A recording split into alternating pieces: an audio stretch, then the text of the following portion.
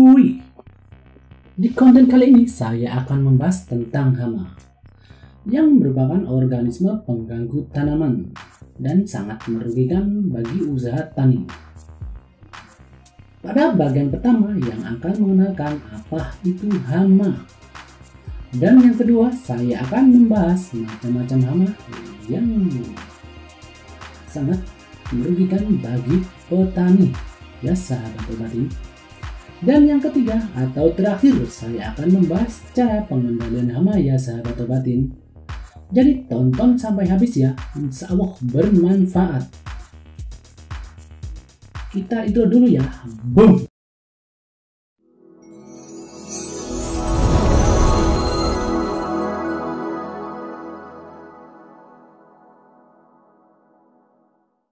Sebelum itu, bagi yang belum subscribe, ayo subscribe dulu dan aktifkan tombol loncengnya agar jika ada video baru, Anda akan dapat notifikasi atau pemberitahuan di handphone Anda. Sahabat obatin, pernahkah Anda melihat batang dan daun mengalami kerusakan serta pada buah yang mengalami pembusukan atau menjadi berlubang? Semua itu dikarenakan hama pada tumbuhan.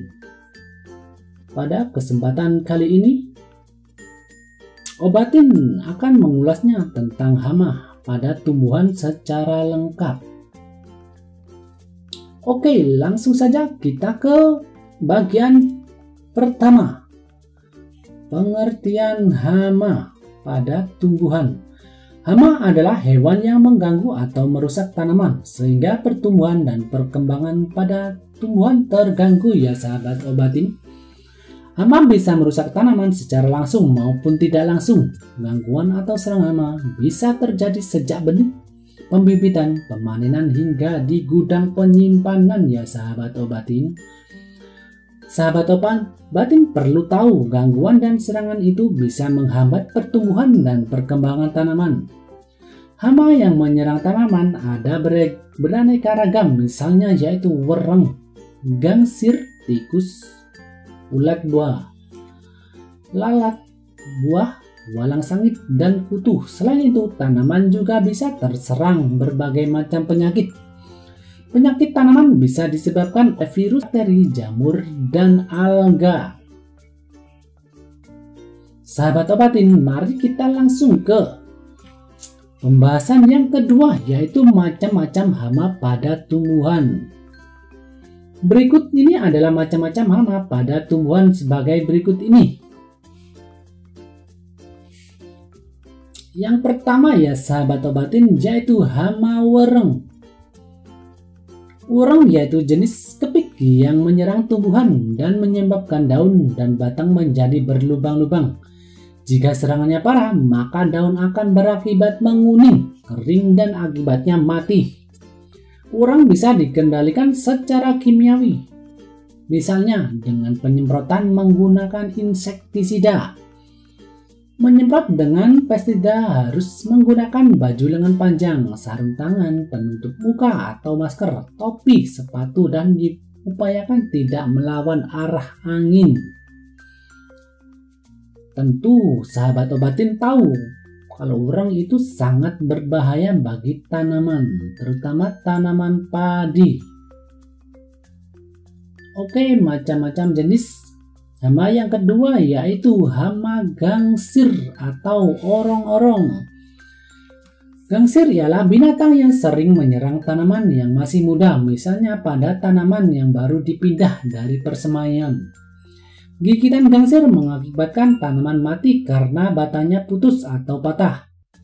Potongan pangkal batang ini biasanya tidak dimakan tapi hanya diputus.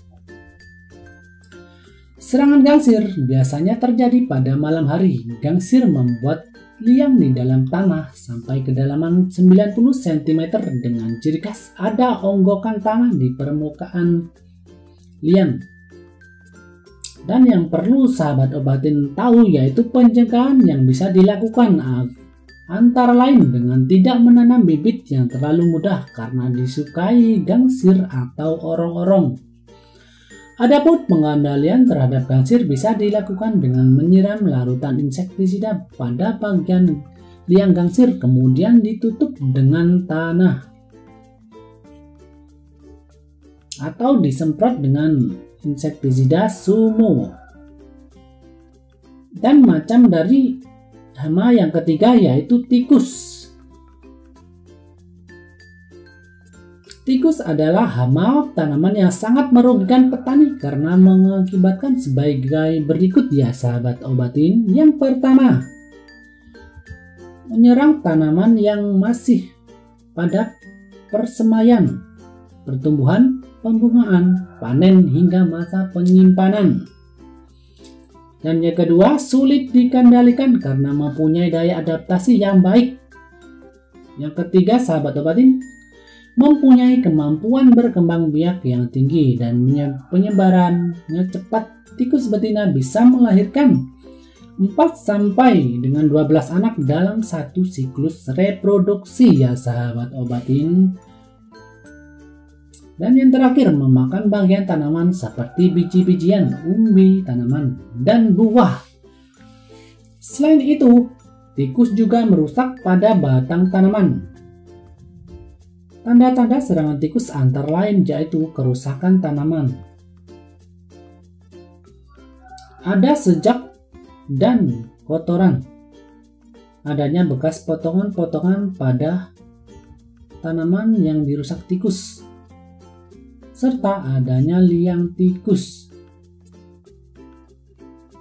Dan yang perlu sahabat obatin tahu yaitu cara pengendalian tikus sebagai berikut. Yang pertama, pemberian racun tikus yang sifatnya akut. Racun ini jika termakan oleh tikus bisa membunuh tikus dalam beberapa jam.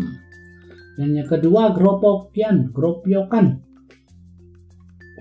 yakni memburu tikus secara beramai-ramai dalam satu desa atau wilayah kelompok tani. Yang ketiga, emposan, yaitu membakar sebuah campuran belerang dan jerami diarahkan ke dalam liang tikus. Sebelumnya, lubang-lubang yang ada ditutup agar tidak ada tikus yang lari keluar melalui lubang yang lain. Yang keempat, pengendalian biologis, yaitu dilakukan dengan melepaskan musuh alami, misalnya burung hantu, kucing, dan ular sawah. Dan yang terakhir, penanaman padi secara serentak, yaitu agar serangan tikus tidak memusat pada sawah salah satu wilayah persemaian.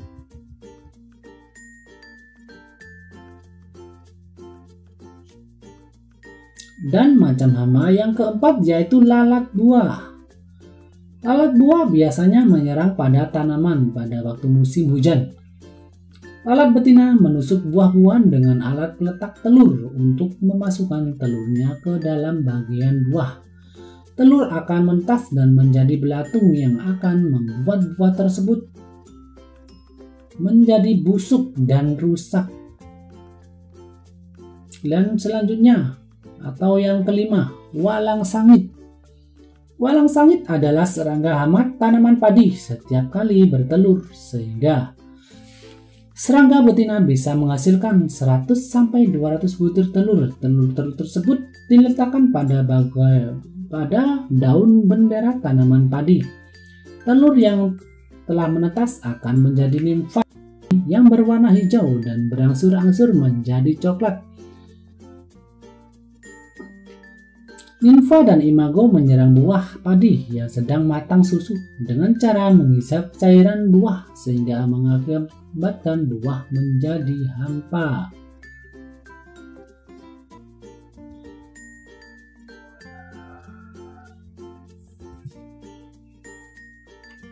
Dan hama selanjutnya yaitu Artona. Hama ini termasuk Lepidoptera atau kupu-kupu yang merusak tanaman ketika stadia larva. Artona menjadi hama bagi tanaman kelapa. Ulat yang baru menetas menyerang dan menimbulkan suatu gejala serangan titik-titik pada daun. Setelah agak besar, ulat akan menimbulkan gejala serangan garis-garis pada daun. Selanjutnya, ulat yang cukup besar memakan daun kelapa berikut daun tulangnya, sehingga daun kelapa hanya tinggal lidinya saja.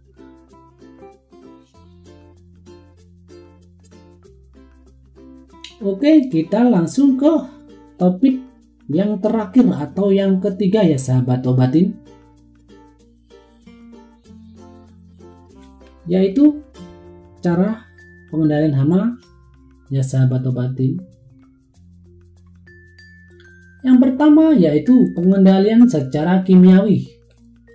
Pengendalian hama secara kimiawi adalah suatu upaya pengendalian pertumbuhan hama tanaman menggunakan pestisida, yakni suatu zat kimia pembasmi hama tanaman. Pestisida terdiri atas insektisida, larvasida, fungisida, dan algasida, dan yang lainnya. Insektisida digunakan untuk memberantas dan larvasida digunakan untuk memberantas larva atau ulat. Fungisida dipakai untuk memberantas jamur, dan algasida dipakai untuk memberantas ganggang atau algae. Pengendalian hama secara yang kedua yaitu pengendalian hama secara biologis. Memberantas hama secara biologis adalah salah satu upaya pengendalian hama tanaman dengan menggunakan agen pemangsa alami atau predator. Contohnya, berbagai hewan pemangsa hama tanaman yaitu ulat kupu-kupu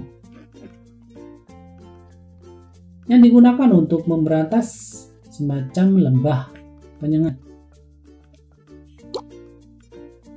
Dan yang kedua, kutu loncat diberantas dengan semut terangrang.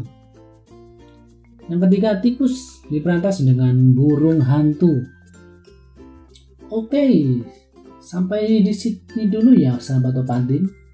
Semoga bermanfaat bagi sahabat obatin semua. Dan semoga para petani sukses dan maju. Dan jangan lupa untuk dukung channel ini dengan cara subscribe, like, comment, and share agar channel ini semakin berkembang. Oke, wassalamualaikum warahmatullahi wabarakatuh.